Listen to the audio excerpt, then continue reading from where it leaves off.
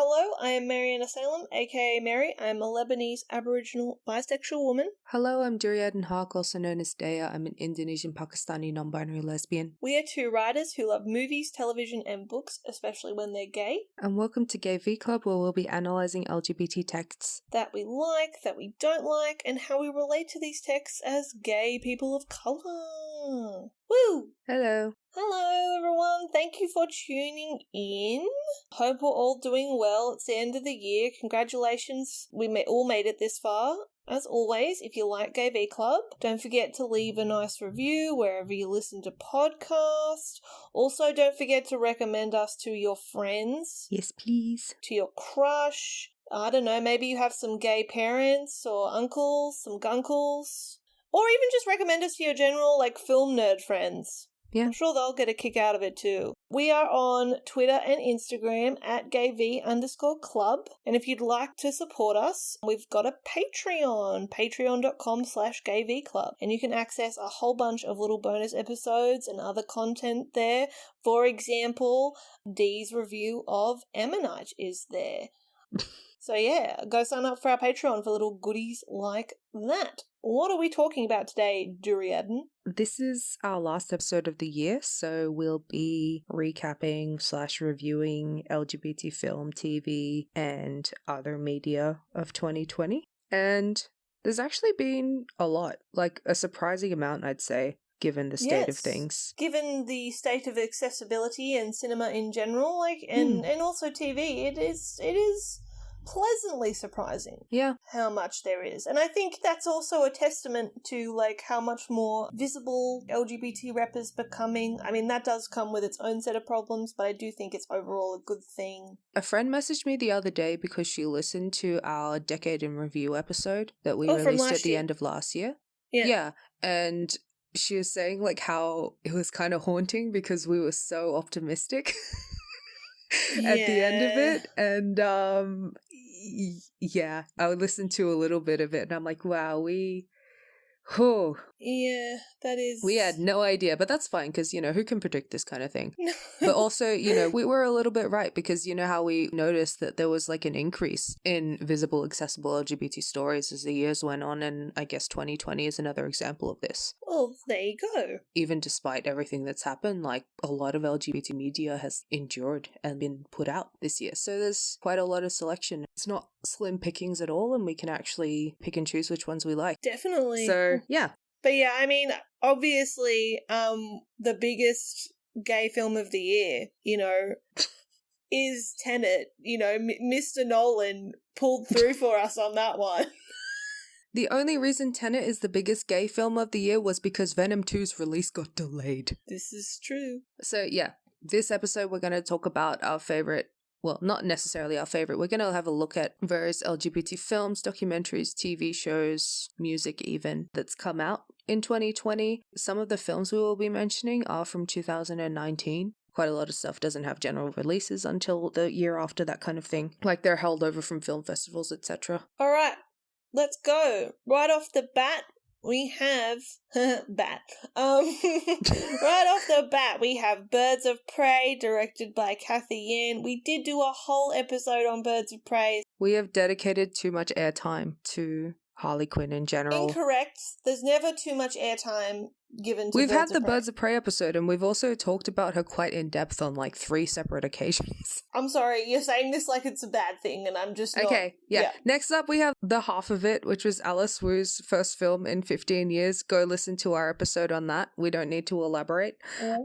But the first film that I'm actually going to discuss is And Then We Danced by Levan Akin. This is a film that received a 15-minute standing ovation at Cannes last year, which, when you think about it, Mariana, is really impressive considering Parasite, which was also played at Cannes last year, only got 8 minutes. Oh, only 8? Yeah, Dear. only got 8 minutes. I Killed My Mother also got 8 minutes. So yeah, 15 minutes. That's a crazy amount of time to be clapping. I don't understand the French and their standing ovations at Cannes. What the heck? I actually love that video of Bong Joon-ho during the standing ovation being like, I want to go eat. Yeah, literally, I would start feeling very awkward very fast. I'd be like, is this going to stop? Or, oh, Right? no, we're still going? Oh, okay. And there's videos of these things happening. And Unfortunately, screenings of this film in Georgia, like where the film is set, where the film's made, sparked some homophobic protests, which is quite sad. But yeah, it's a story about a boy who's on the national dance team who falls in love with a newcomer to the team. And I think it's a really beautiful story because as he's a dancer, his entire like physicality changes and like the way he moves totally changes and becomes like freer as he comes into his sexuality. So it's really cool, I think, and I would recommend this movie absolutely. Some people say that the ending is sad, but I think it's like really amazing. Next up, we have Monsoon, Hong Kong's latest film. It's the gay Henry Golding movie where he goes back to Vietnam to settle affairs after his mother dies. It's very sweet. Initially, I'll be honest, I don't think I was in the right headspace approaching this movie. I didn't really vibe with it, like when I first watched it, but honestly, the more I thought about it, the more it grew on me, and I love the performances in this film. I love what the film is saying about diaspora and about the legacies and the intergenerational trauma of displacement and war, specifically the Vietnam War, obviously. I do think it's a very beautiful film. It's very much like poetry when I think about it. And the reason I say poems is because sometimes poems take a little while to sink in with you. But once they do, they stay with you. And Monsoon is like that kind of film for me. I feel there's a lot of homages to Uriasatikol's work, which is great.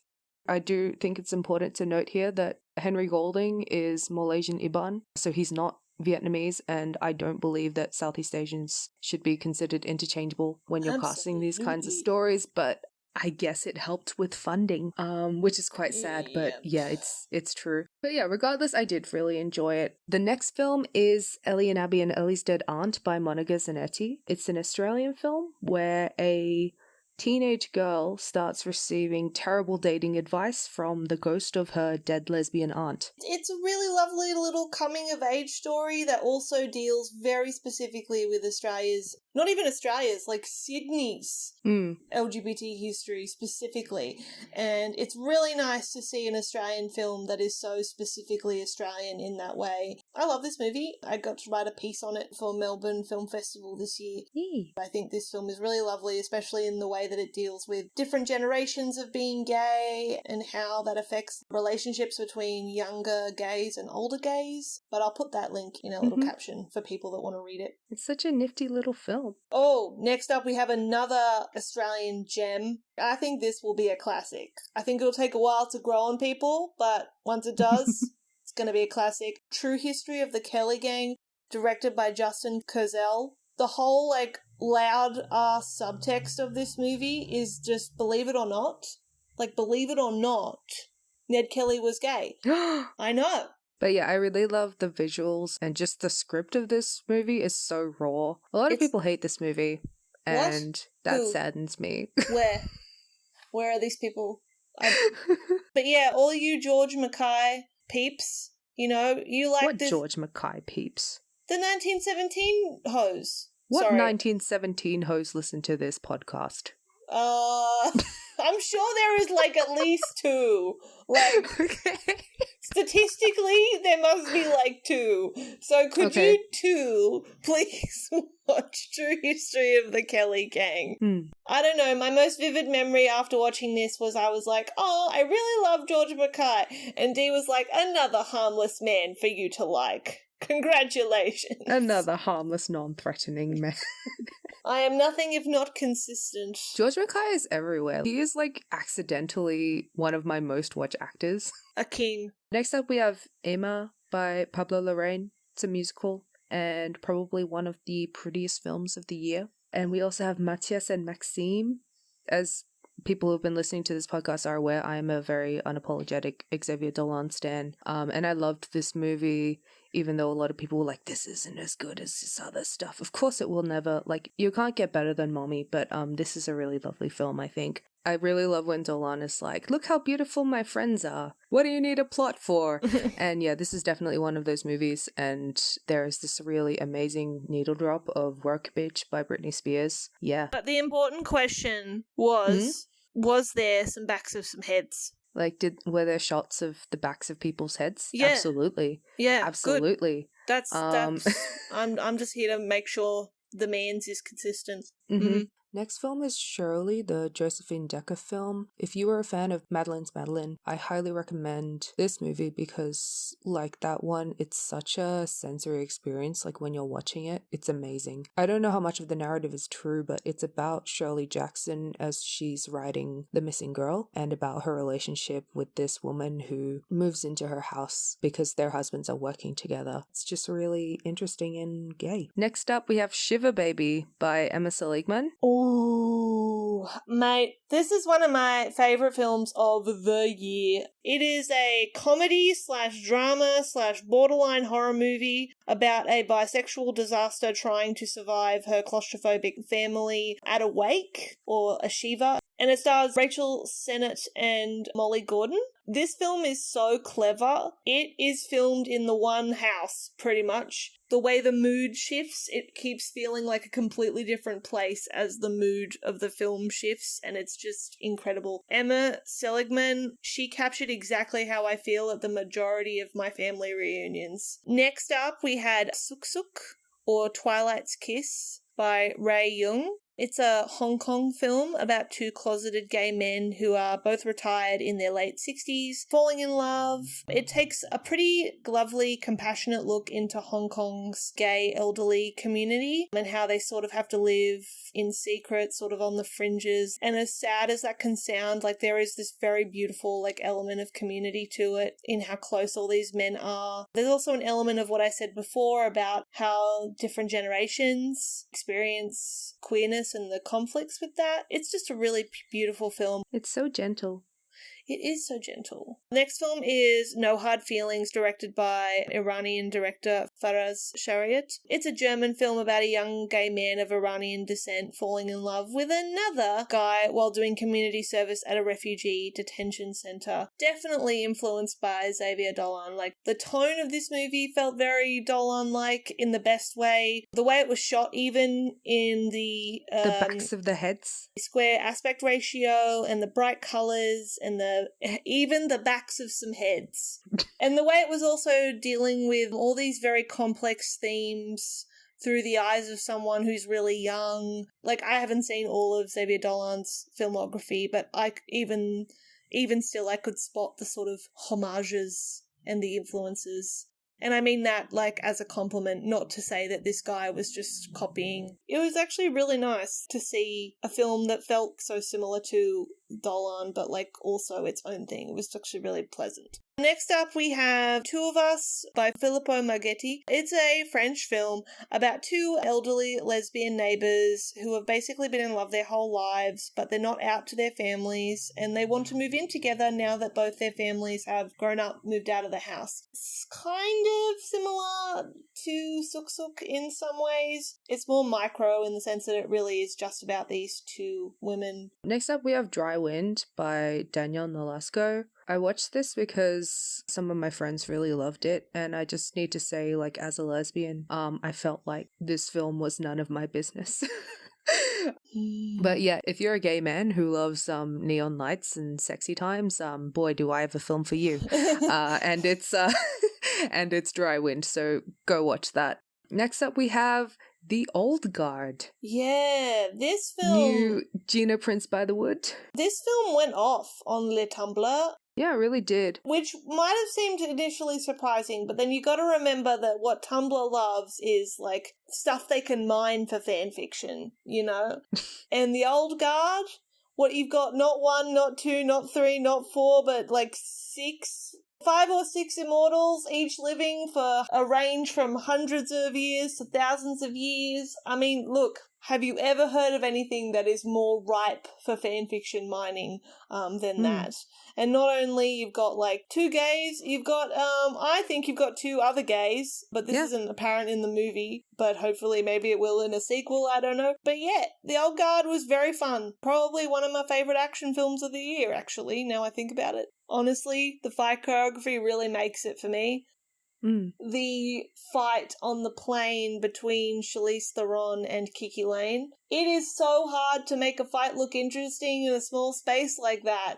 but she really did it. I just was so impressed by that. Yeah, and shout out to Gina Prince Bythewood. She is the first black woman to direct a major superhero film, actually. Because of the Old Guard. I never thought of the Old Guard as a superhero film, but I guess it is. Yeah, it is. It is based on the comics by George Rucker, and I was a big fan of Volume 1 of the comics because it was super gay, and George Rucker actually did adapt the script for the movie, so it's very close, almost like panel for panel. But, something that also came out this year, like around the same time as the movie, was Volume 2 of the comics, which I think made me and a lot of people hate the story itself. So yeah, I hope that there's a sequel to the Old Guard movie, but I hope that it doesn't follow down the path that it went down. Next up, we have Summerland by Jessica Swale. Sometimes World War II movies can make some points. Yep. Shockingly, but really... It's been a while. And I think, one of the reasons this movie manages to make points is because did you know that you can tell stories about World War II that aren't about white men? What? I know. What? I know. That aren't about like British people mourning the empire they used to have? What? Look, you might need to sit down, but it is shocking, but you can do it. But yeah, this movie has Gugun Battle in it, and so all you San Junipero gays and all you true fans of her that have loved her since Doctor Who, you will enjoy it. Also, I guess Gemma Arterton is the lead, so... What do you mean you guess Gemma Arterton? Listen, okay, listen. Don't listen to this person, okay? For you Gemma Arterton fans who've been wanting to see Gemma Arterton play gay since she was Kelly in St. Trinian's, but were disillusioned by Vita and Virginia, this is the movie for us, okay? This is it, alright? This is the one. Beautiful ending, and the story is actually really, really, really good. And it's set in the Atonement House. Oh, here we go. In the cottage on the cliffs. Next up, we have Kajillionaire by Miranda July. I really loved Kajillionaire. It's a very unique little film about, I guess, being extremely repressed due to parental issues. Also, you're gay. I can't actually think of anything like it. Evan Rachel Wood, Gina Rodriguez. Their chemistry is really interesting, and I feel very represented by Evan Rachel Wood's character because I too have burst into tears on a massage table because I hate being touched, especially by people I don't know. I found that scene too relatable. Next up, I've put Broken Hearts Gallery by Natalie Krinsky. Yes, this is a rom-com about two straight people, but there's a lot of really nice casual gay representation in this. Like, the film is made up of a bunch of little vignettes of people talking about their exes, and there are so many nice little gay stories. Also, Philippa Sue's character is a lesbian, and she's really hot. Molly Gordon is in this, but she's not gay, but she's a legend. Yeah. Also, we love Geraldine Viswanathan. I actually teach at the school she used to go to a lot. So whenever I walk into the school, there's actually a big picture of her on the wall when you walk into the office. Oh. And I'm always like, I loved you in Miracle Workers. Literally, I'm like, I loved you in Miracle Workers. I loved you in, what was the Hugh Jackman movie called? Bad Education. Bad Education. Yep. Literally every time I walk into the school. Next up, we've got Shubh Mangal Zyada Saavdan. That's by Hitesh Kowalia and Rohit Sharma. The title translates basically to Extra Careful of Marriage. It's the first Bollywood movie about gay men. I think it's super cute, and I think the songs are really fun. It's really corny and wonderful. Next up, Boys in the Band, an adaptation of the very famous play. This film was released on Netflix. It was directed by Joe Mantello, who I just learned before we started recording is our fave character in Hollywood. This is why I get excited when there are movie adaptations of plays, and I do believe that this is why movie adaptations of plays are important, is because it gives people like me, who will probably never get to see the play, access to the text that isn't just, blandly reading it. And what's also great about this movie is that all of the actors, they're all openly gay, which is lovely. But we gotta stop beating around the bush and talk about Zachary Quinto in this movie. He is just chef's kiss. He is so good. His looks, his line delivery, that one speech he gives Michael, who is played by Jim Parsons, lives in my mind rent-free. It's just really good. There has been a previous adaptation of this play from 1970, and it was one of the first big explicitly gay films to come out of America. Something I was thinking about the other day, though, was that this first movie adaptation is just the story, but what's interesting to think about with this new version is that it's now a period drama. Yeah, and there's something really slick about it and really controlled. Obviously, the 1970 movie holds a lot of historical importance as a milestone in gay cinema. But like as a gay person watching today, or just really anyone watching it today, you don't have to be LGBT, it feels really dated. But like this new one, it's not so much elevated or technical or better, but like it really accentuates the period and the context of this story, like for a present day audience to better understand it and engage with. That's so true. I didn't think about that. If you haven't seen Boys in the Band and you want to go watch it, just be wary. It is a very raw look at internalized homophobia. Yeah. And it gets quite real for a while. Also, it doesn't handle race very, very well. This is a play from the 60s. Yep, it's very much a play from the 60s in that regard.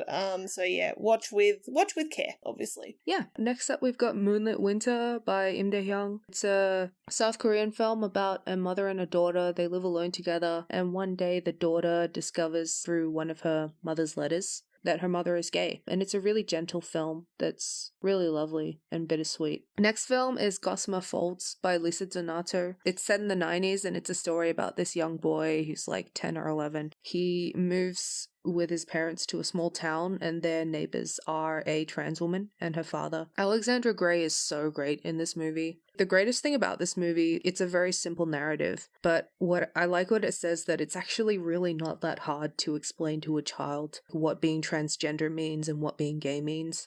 Next film is Breaking Fast, or Iftar, by Mike Mosallam, and it's a rom-com about a gay Lebanese Muslim man who meets this really lovely guy during Ramadan. Unfortunately, the love interest in this movie is a white man, but even more unfortunate is that he speaks Arabic better than either of us do. Sigh. It was really depressing, actually. It's such a cute romance. Like, he cooks his iftar meal for him every single night. He knows how to make like all this Lebanese food. I really want to, but I haven't seen this movie yet. But Dee was sending me screenshots of the food that they were eating. One of the things I get really excited about in terms of representation for being Lebanese is I love watching things where I can recognize food. And I was just so excited as Dee was sending me all the screenshots of their meals. And I could name every dish on the table. I was just so happy. I really loved it. I felt so hungry watching this movie. I was hungry, and I was eating while you were sending me those photos. What's interesting about this movie is the main character's family is accepting of his sexuality, but like he's like an outlier amongst all his other gay rap friends. I learned the word gay rap from this movie, and I was like, "This is the most amazing." Like, I wish I was Arab so I could say this, but no, I'm just an Indo-Gasian. You've got Gasian. I'm a Gasian. I'm a Gasian. Yeah, I do have that. But his best friend is not accepted by his family and like out of touch with the rest of the Muslim community, and like there's this really amazing scene where they do talk about Islamophobia from the white gay community, but also like homophobia from the Islamic community, and it's just a really good little scene. This film very much has the energy of those films from like the early 2000s that are made by gay directors. They're like really corny rom-coms, but also like they're trying to fit in every single thing that they want to say because they're like scared that they may not get the chance to say this ever again. So films like, for instance, Saving Face, Touch of Pink, I Can't Think Straight. Yeah. It's like a frantic energy, but it's still like super sweet and corny, and I really love that. And I don't think films like that get made very often because I feel like now everyone wants the slick, everyone wants everyone wants the slick. It's like way more subdued so that it can be, passed off as like, prestigious indie. Which is fine because there are great films like that, like Miss Desiree. Yes. Yeah, like I do love like the comfort. Next up, we've got Second Star to the Right by Ruth Cordell. It's a Colombian film about a bisexual woman in her 30s, and she's not out to her friends, and they're all like married or getting married, like with successful careers. Yeah, it's quite sad. Like the way that they perceive her as immature for not being at the same stage that they are at life. It's still like a really lovely story, and it kind of, I love films that show that like the coming of age genre is not just for stories about teens. Amen. And the way that like coming of age like for gay people can be delayed quite a bit. And yeah, this is just one of those wonderful films. There's actually been like scholarly articles written about like queer time. Like it's actually called queer time, and it's like as an LGBT person you have a different, not a different body clock biologically, but a different body clock like emotionally, because you experience things that a straight cis person doesn't. You wasted so much time trying to feel the wrong things. So you're delayed. But not in a bad way. It'll all happen. Yeah. But it's just it'll happen at a different time for you, and that's okay. It's really nice to see films like this. So, like, a lot of the films that we've mentioned earlier, they're about, like, older LGBT people, even, like, seniors, and it's really nice to see, like, this range. They're definitely not mainstream stories, but it's really nice to see this kind of range and this kind of interest in different generations of LGBT stories. Next up, we've got Ammonite by Francis Lee. I don't want to talk about this movie for free. Go sign up to our Patreon and listen to my review there. It's a very extensive review, I should say. Next up, we've got Supernova by Harry McQueen. It's the gay Colin Firth Stanley Tucci movie that we were all excited for. We did get a chance to see it as part of British Film Festival in Sydney, and I really wanted to like this movie because it was, you know, the gay Colin Firth Stanley Tucci movie. I really wanted to like it. I just want to say that this movie felt like a very sad fan fiction. What? I wouldn't say it's like a very sad fan fiction. I'd say it's just like every single euthanasia movie that's ever been made. Maybe that's more what I mean. I just think I don't vibe with euthanasia movies. I don't vibe with dementia movies, which this film is. Dee and I are still debating about what happened at the end of the movie, but we won't have that debate here. I think it's an open-ended final.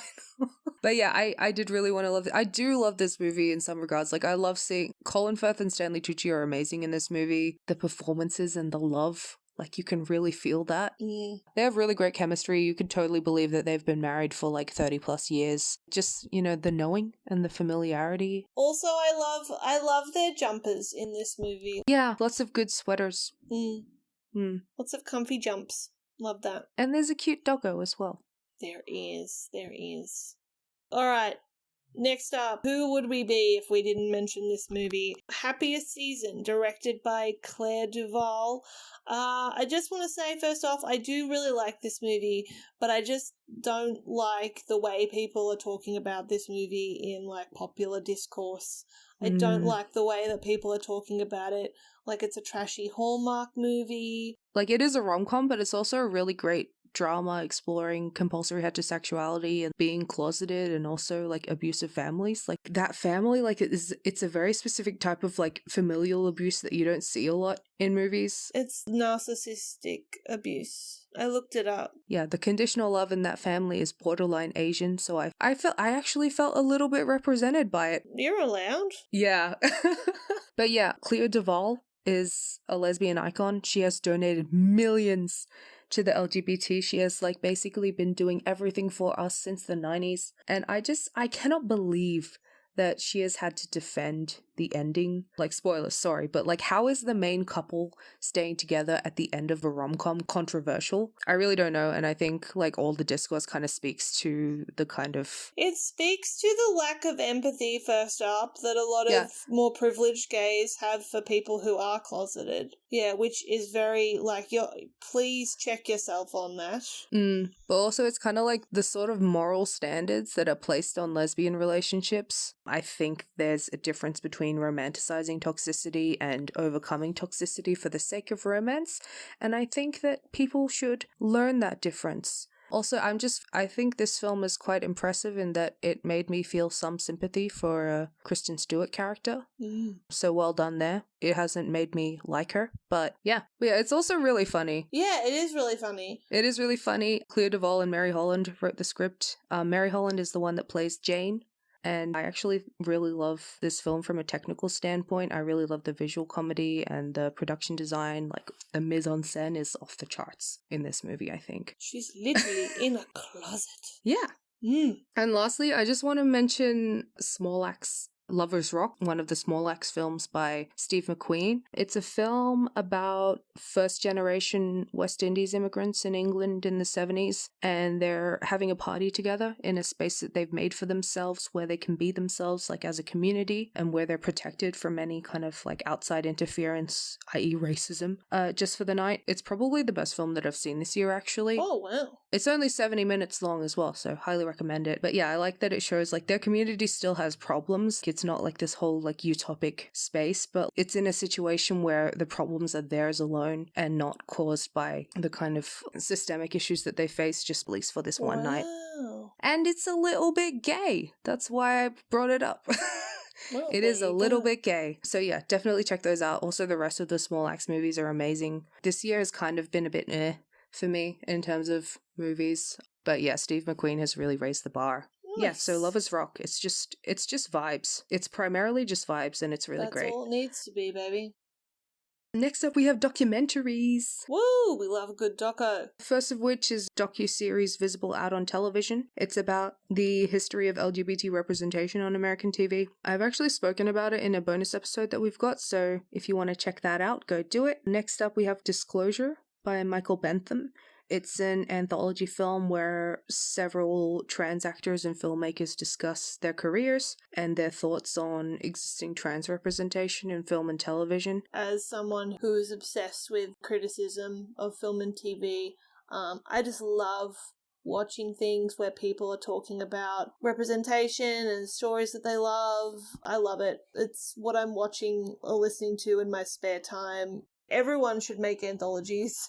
Anthology documentaries are literally my favorite thing. Yeah, you can get really specific as well. So Celluloid Closet is not the be-all end-all. Nope. We need to be honing in our focus a bit more. Like, we have the range now. Next up, we've got Born to Be by Tanya Cipriano. I actually got to interview Tanya Cipriano. I did that for Melbourne Film Festival. This film, Born to Be, focuses on the head doctor at a trans clinic for gender confirmation surgeries in New York and the influx of patients after the state passed legislation for health insurance to cover trans surgeries. So it explores the experiences of about 6 different patients with varied backgrounds, so people of colour, the experiences of rich people versus poor people, those with family support, those without. It also very specifically deals with the mental health of trans people. I think the most powerful message of the film is about how even with the surgeries there needs to be like a huge overhaul in terms of trans health. There needs to be a holistic approach to trans healthcare that includes society as a whole in terms of mental health, physical health. And when I spoke to Tanya Cipriano,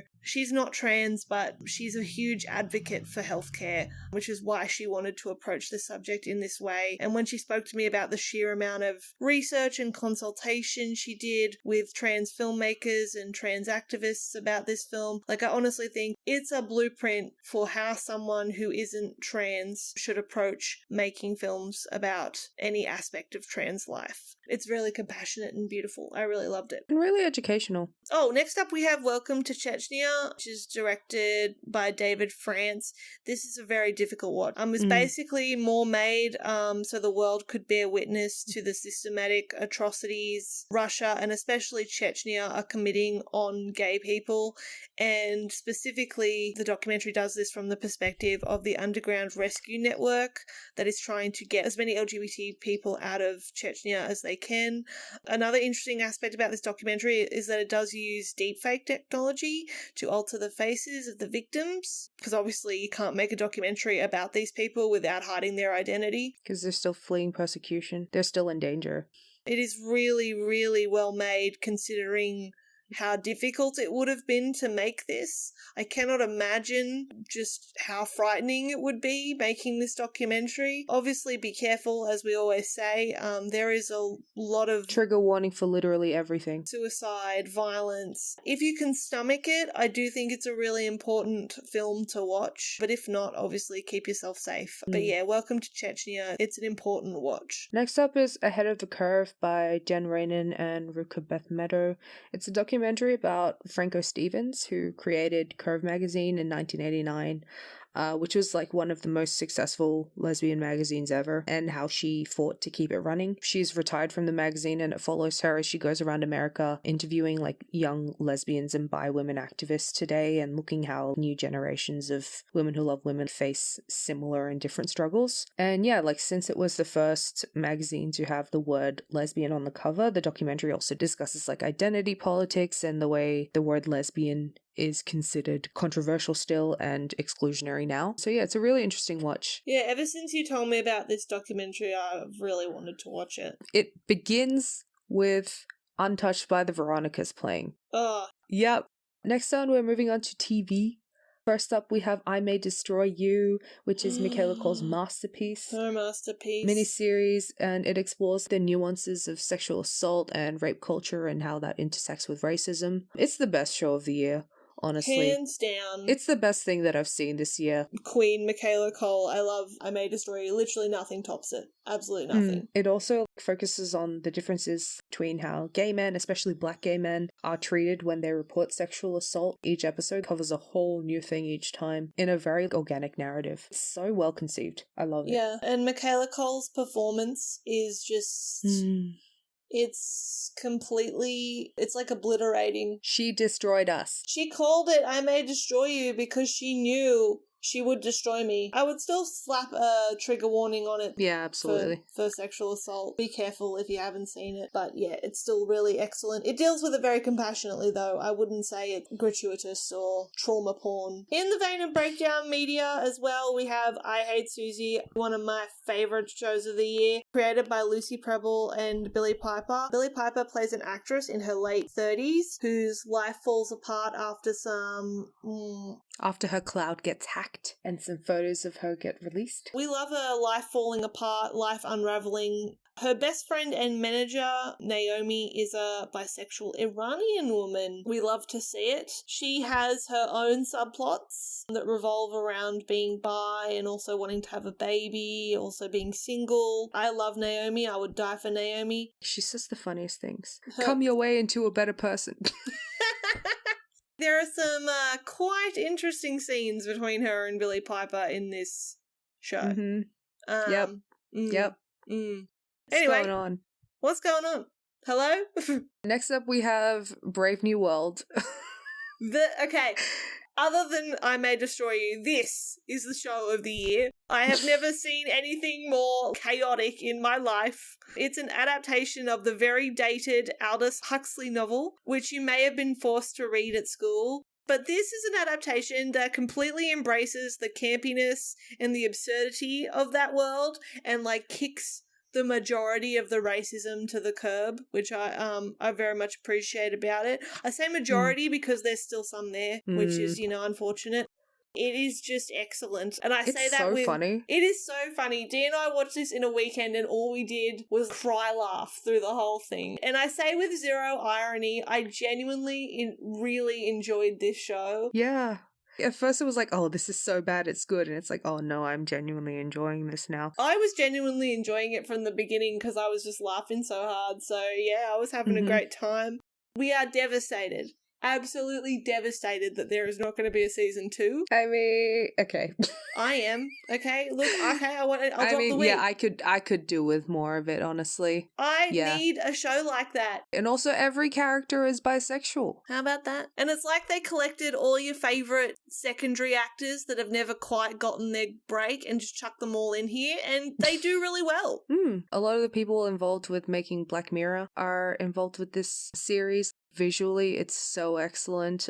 Also, just the humor is off the charts. It's so it's so specific and unique to the story. Next up, Hollywood. We've already talked about that in a whole episode, so go listen to that. I do want to say Joe Mantello was snubbed for Best Actor. I agree with you there. At the Emmys. Another miniseries I watched was Des, which is about the serial killer Dennis Nielsen, who was active in the 70s in England. Dennis Nielsen was a gay man, and most of his victims were gay men as well. Out of all the true crime stories I've seen, I think this is a really interesting take because it's from the perspective of the biographer, Brian Masters.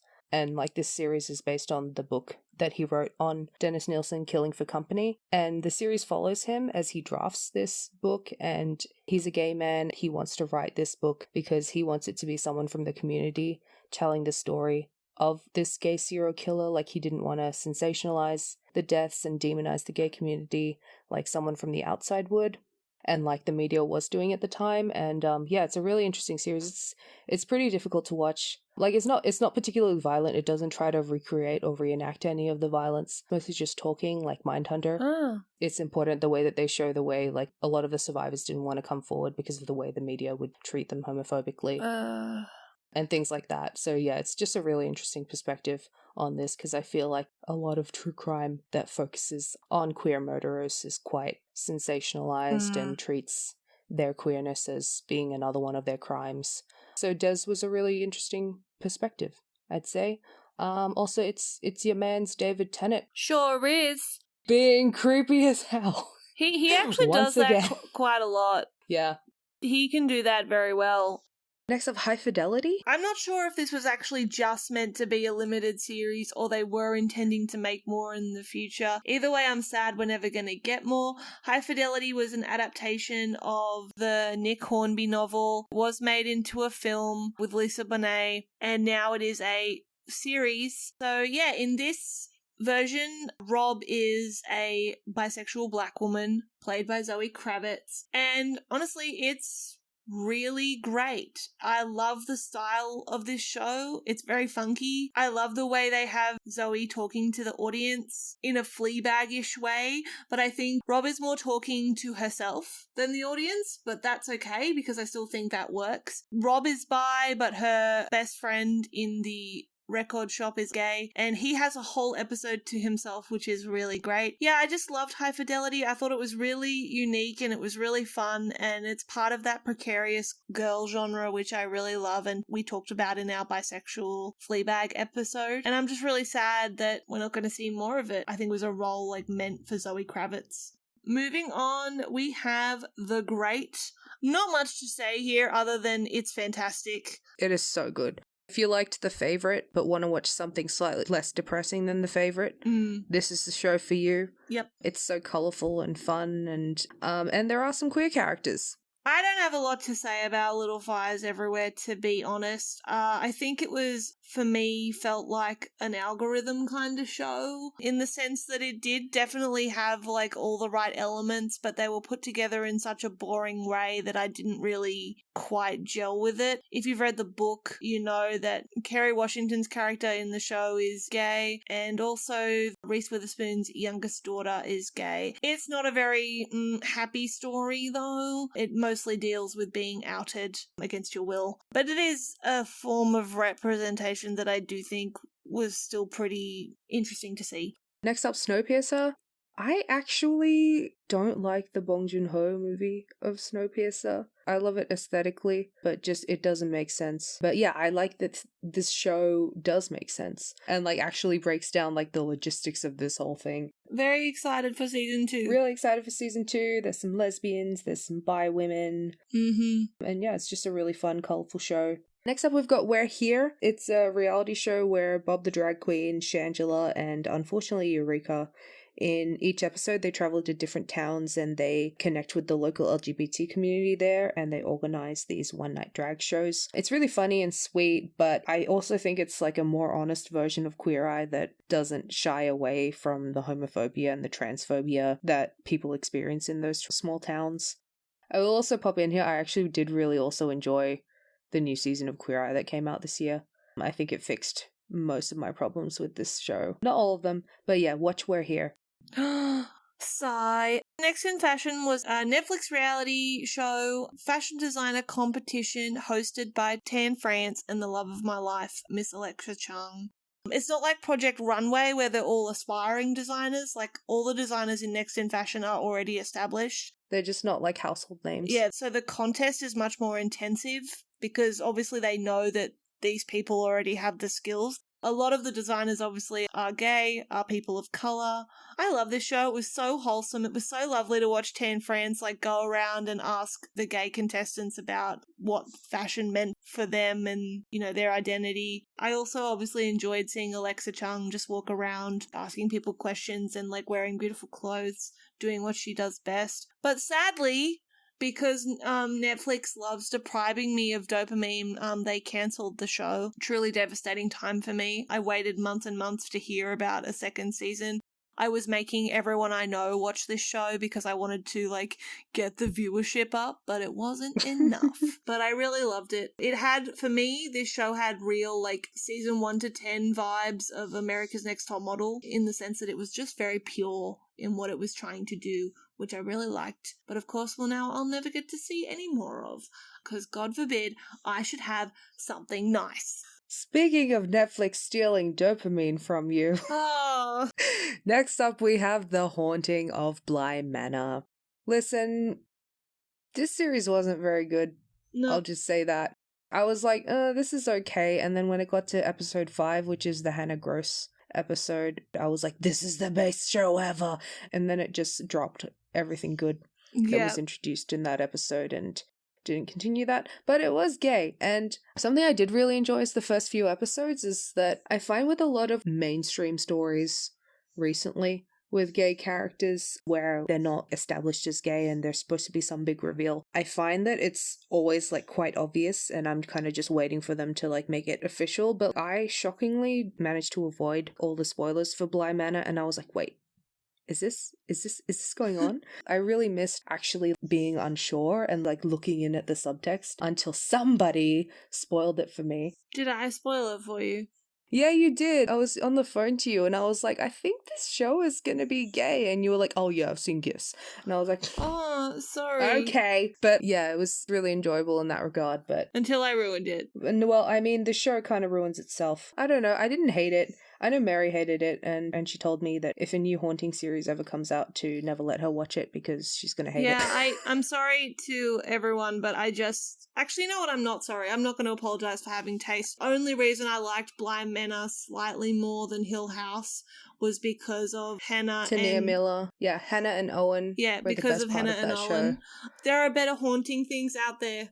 Next up, we have Vanya from Umbrella Academy. So Vanya Hargreaves, this is season 2. She's free from her father's lies and control, and she gets to be more herself. And this is also manifested like in a really tender lesbian relationship in the show, which was really nice to see. Also, yay for Elliot Page coming out as trans non-binary. We love them. I'm so happy for him, and it's just really lovely to see some more non-binary people. But also, like, leave him alone. Like, mind your business. Yeah. Also, I don't understand Umbrella Academy fans who are like, oh, Vanya should be recast and stuff. Like, if cis actors get to play trans people constantly when they have no damn business doing it, trans people should be able to play cis characters. Also, just imagine Elliot had that influence in season 2 to make Vanya a lesbian. Yeah. Who's to say that influence won't be there again? I mean, we could have a non-binary Vanya this upcoming season, which I think, would be sick. We just love you, Elliot Page. We know you probably don't listen, but if anyone does listen who knows Elliot, send them our love. Also, just apologies for past episodes where you may hear their dead name. Moving on. We have, listen. So Warrior is not a good show. I hate it. I hated it so much, but I watched it because a lot of my favorite actors with martial arts backgrounds were together. And I do not recommend this show at all, but I just wanted to note Chen Tang's character. He's introduced midway through season 2 and he's gay. And I really loved him. His name was Hong. And he's like one of the first gay characters I've seen who's not particularly masculine and like really campy, but is still like a complete badass when it comes to fighting. He fights with a chain and it's really amazing. and cool, and he's really smart, and he just drops in and joins the very homoerotic friendship between the two main characters. Good for him. Terrible show, though, so not recommended, but I just wanted to talk about it anyway. Also, I just think it's really funny because, like, Warrior's primary audience is straight men, and I think it's really funny the way the writers were like, oh man, we've introduced a gay 5 episodes before the entire show ends completely. We should probably, like, explain what homosexuality is. And they do this. It's when men like other men, but only some of them. You know what, though? That's a pretty good explanation. I actually really like that. I'm gonna say it, Assam and Youngjun are so gay. They say the gayest shit to each other, but because they're always like in a brothel when they say that stuff, it's like an instant no homo, and I despise this show for that. Also, the white savior romance that they put Atoy in she didn't deserve that. Now I never have to deal with that show ever again, and I feel free. I'm so happy for you. And I can't wait for Mortal Kombat and Snake Eyes to come out next year because those actors are gonna be there together again. Next up, we've got Sacha Dhawan as the Master in Doctor Who. We already talked about him in our first episode of the year, so absolute king. King was done. He was done so dirty. Also, lastly, look, TV. We had something historic happen. Okay, we had something historic, and that was the fact that, you know, after however many damn years, 15 years, Destil became canon. What the fuck is Destil? Not to flex, but I have never seen a single episode of Supernatural in my life. But yeah, something historic in LGBT media representation history happened this year in which the gay angel got sent to super hell. Yeah, but also in terms of, like, fandom history, like, this is pretty large. Of all the queer-coded Milam ships of the noughties... The queer-baiting Milam ships of the noughties and early 2010s, this was the one I least expected to become actually canon. It wasn't canon, it was like... It was canon, Dean. What are you talking about? It was canon. You saw the same clip it wasn't I did. canonized. Like, jeez. I was like taking a nap in Mary's bed and she woke me up to show me this horrible thing. Nah, look, I just want to say to all your Supernatural fans out there, look, if y'all are happy, I'm happy. Get well soon. Get well soon, though. I'm really sorry, or I'm really happy for you, whichever one you need me to be. I do stand in solidarity with you all, though. I know how it feels for a show you've invested a lot of energy in to end really badly. I understand that pain on a lot of levels. Sorry for what's happened to you. Also, briefly in TV, this is very recent, but I do just want to mention, like, I'm really happy that Luke Skywalker finally has a boyfriend. You sound like a frickin' Destil stan when you say this. I don't watch The Mandalorian. I'm a fake Star Wars fan. But obviously, sorry for anyone who hasn't seen it, but Luke Skywalker makes a brief appearance in the most recent episode apparently and abducts the child from Mando, and they share like a homoerotic glance. And I just think that that's beautiful. You know, I'm really glad that they finally gave my gay uncle, Luke Skywalker, a man. By the way, I've got to clarify this because Dee forgot that we're brown. When I say uncle, I mean it in, like, the respect way. I don't mean that he's literally my uncle, and I definitely don't mean that Kylo Ren is my cousin. But yes, many happy returns. Miscellaneous things for the year. What have you got, Dee? Miscellaneous. Yeah, so we had the Magnus archives. I really love that people have been, like, sending us where we're at on their Spotify Wraps this year, and I love that whenever we're not number one, like, we're number 2 and number 1 is the Magnus archives. The Magnus archives is gay and it's horror and it's... yeah, that's it. Yeah, and it was really great this year. There was a new Rina Sawayama album. I actually didn't like it that much, but Excess is great. I like Bad Rina Friend. has been serving the visuals this whole year. No one is doing it like her. Well, Elton John named it his best album of the year. Are you disagreeing with Sir Elton John? We disagree on a lot of things, Mariana. What's this new Elton John that you mentioned? You mean the Gorillaz song? No, he released a whole new album. Oh, cool. Called Jewel Box. Some of it is just re-recordings of older songs, some of it's unreleased songs, but there are some new songs on there, and it's a really long album. It's got like 30 tracks, but it's I really like it. I've been listening to it. There is just a piano version of the Gorillaz song on that album as well. But yeah, Oh, great. he's really good at retiring. He's so good at it. Look at him go. We also had New Tegan and Sarah for the Happiest Season soundtrack. That soundtrack actually has a lot of gay artists on it, including one of my favorite trans artists, Shia Diamond. She's a Black American trans artist, funky sort of soul music, and I really love her stuff, and I didn't realize she had a song on the soundtrack as well. Like a music inspired by Happiest Season. The Happiest Season album is really cool. Is it like an Almost Alice kind of album? Like concept album. Okay. Like when movies have concept albums that go along with them, I really like that. It doesn't happen very often now, but it used to be the thing. I just want to briefly talk about Halsey's album, Manic. I'm biased, obviously, but I do think it's better than her second album, which I absolutely hated because it was a freaking Baz Luhrmann Romeo plus Juliet inspired concept album, which was just blah. But I really like Manic. It's a much more honest album. Halsey singing about her mental illness, and favorite track is I Hate Everybody, which even though it's not the more obvious bisexual jam on the album, that one probably goes to the Elenis interlude, which I think is almost too obviously a bisexual anthem. I don't particularly like that track, but I Hate Everybody is just the track. That whole song is the vibe of the scene in Umbrella Academy when Lila says to Diego, like, is it okay that I don't hate you the way I hate everybody else? That whole song is that energy. It's that vibe, and I really love it. I definitely think Manic is Halsey's best album. I think it's better than Badlands. She just has a lot of fun on it. Thank you, Miss Halsey, for that album. Thank you, Mariana. You're welcome. Thank you for speaking today, Mariana. Oh, you're welcome. I've put Deadly Class. Deadly Class is my favorite currently running comic, although, I don't know, it's been super delayed this year, and I don't know when it's coming back. But yeah, we always knew Saya was bi, but now she's actually with Jayla. Also, Assassin's Creed Valhalla just came out.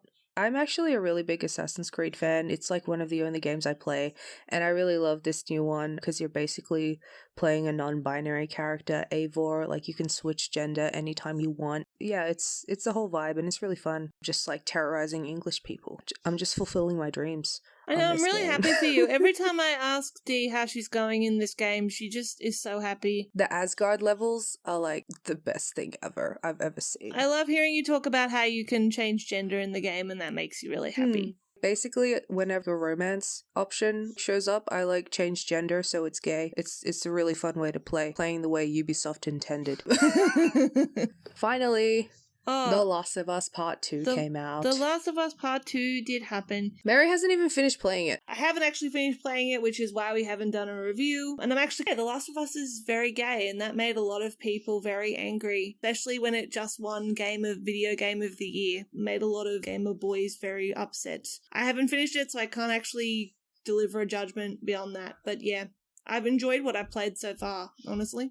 It's been fun watching people play it. It's definitely more cinematic than the first one, so it was actually fun to watch. That's why I personally love Naughty Dog Games, which is the company that makes Last of Us and Uncharted, because they're very cinematic games, and as someone who loves films, like I love playing them because it feels like I'm playing a movie. I personally hate first-person shooters because I'm like, this is not a movie. I can't see my feet. It makes me very upset. I do want to say that even though it didn't come out this year, I did spend a lot of time this year watching Doom Patrol, which I absolutely love. Dee is still in the process of watching it, and I don't want to spoil it. But yeah, I think it's really just a really great, weird show. It's exactly the level of weird I like in shows, which is balls to the walls crazy, but still grounded. Was there anything you watched this year that, not necessarily from this year, that you really liked? I've been watching Grenada Holmes. It's so good. I'm like obsessed with Jeremy Brett now, and I'm like going through his filmography because of it. Fair enough. It's really gay. Oof. So that's our episode. That's all the LGBT media that we've had a chance to catch this year. There's stuff that we haven't mentioned, like the prom, etc., but like I'm not gonna watch the prom. Probably more that we're missing, and maybe we'll talk about them later. Thank you for listening this year, guys.